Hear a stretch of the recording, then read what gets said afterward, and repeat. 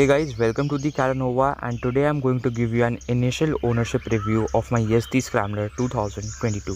Start from the front first. The front tire is 100 by 90 19 inch. 100 stands for the width, which is 100 mm. 90 stands for the aspect ratio, which is basically 90% of 100 mm, which is 90 mm, and the tire diameter is 19 inches. And then the disc brakes. They are of 320 mm, and believe me, they offer excellent grip, excellent stopping power. As in, I've never felt that I need a better braking power. This thing has a really good braking setup. Even the rear disc brakes are really nice. And talking about the ABS, this baby gets 3 modes: off-road, road, and rain.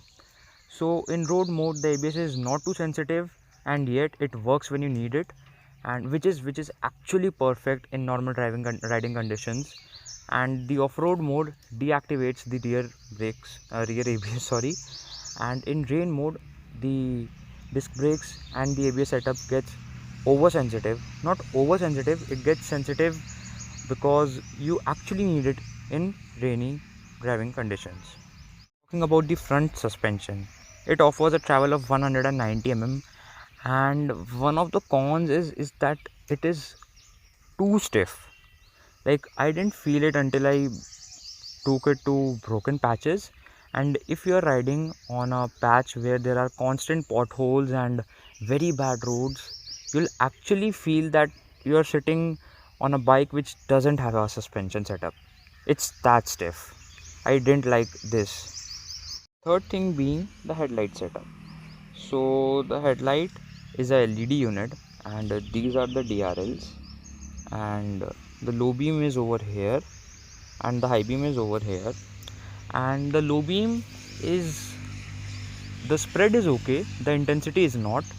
And the high beam, the intensity and spread both are okay, and actually nice, both are nice.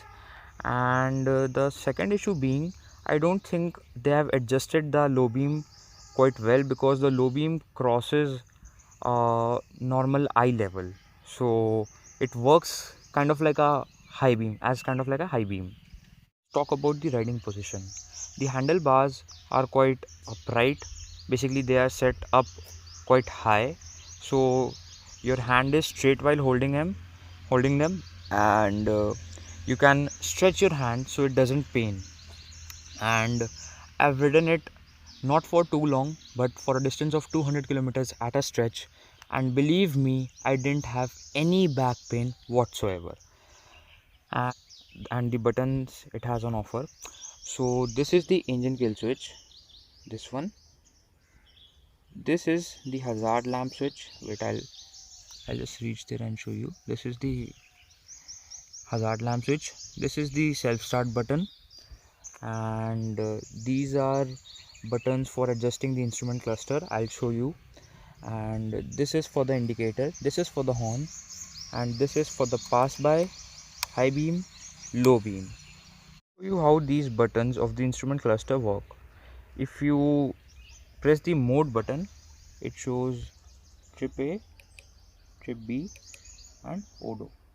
And if you press the up button, if you keep it pressed, it will start to adjust time. Basically, it will start to blink, then you can adjust the time like this.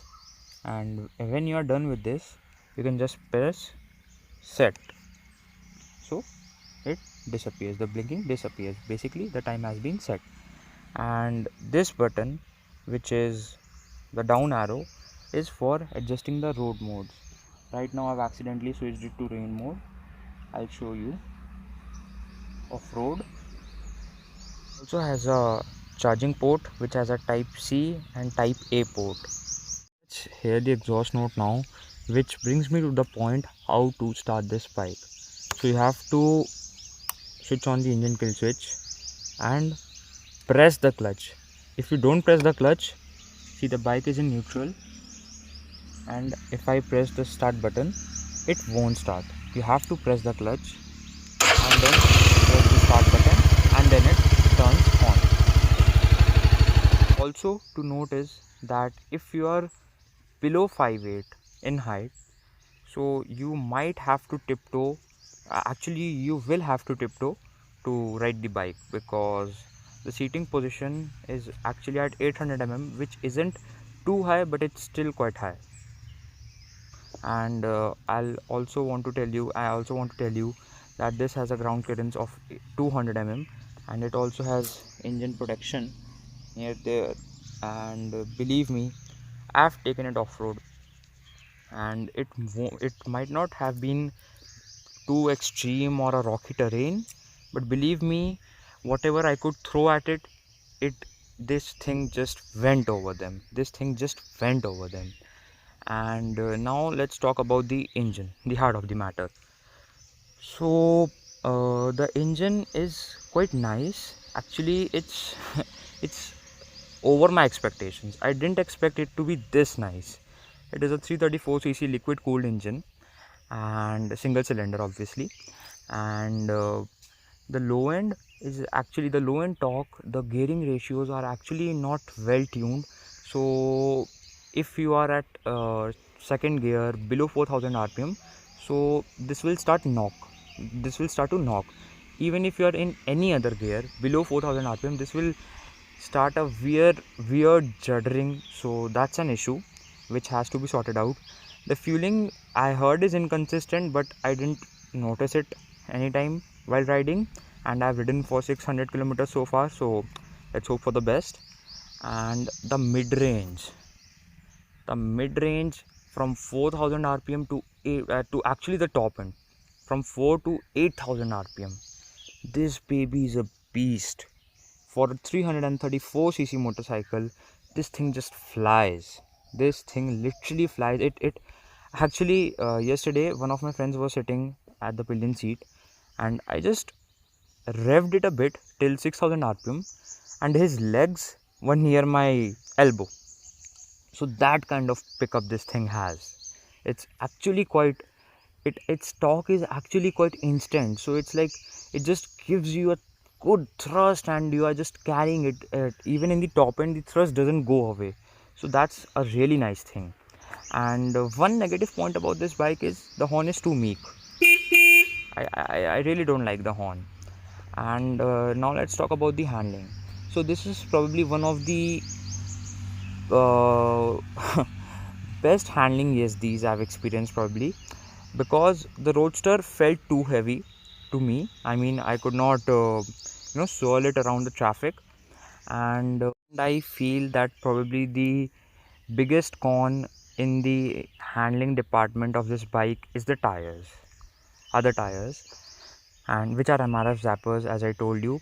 And I didn't find the handling to be bad. Actually, I know this is a Scrambler and not a R15 or RC, not a Fiat motorcycle, and this has 200 of ground clearance, but still it handles quite well. At least I felt so. And the rear tires are actually quite wide. They are 140 by, I guess, 17 inches, and basic the aspect ratio is 70 I mean 70% of 140 and so that's that. And the rear suspension too is quite stiff, so that is another bad point.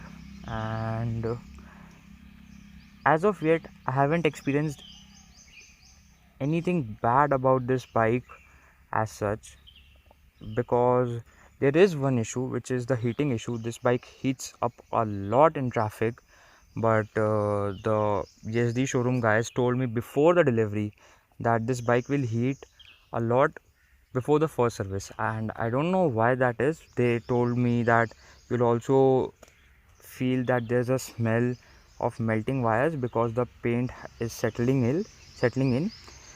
So that's one issue, but the bike is actually quite nice. It has been put together very nice. I'm actually very happy that I bought this bike. This is, I guess, one of the best bikes this side of 2.5 lakh rupees. So this is that. And also one more negative is that the tires are tube ones, because they have spokes in them and not alloys. So they are tube ones. Although I don't know for whatsoever reason there is mentioned tubeless over here. I'll just show you. There is tubeless written over here, which it actually isn't. I just experienced 2 punctures yesterday itself, and I had to break my head over them because nowadays people can't repair a tube puncture. So it was hard, and I was on a highway. So that's one thing, and I'll probably get the liquid, the anti-puncture liquid for tube tires. So that is that, and I'll share my ownership experience as soon as I go forward. And the first service is actually quite close, it is at 1000 kilometers. So more details coming up in the next videos. Thank you so much, guys.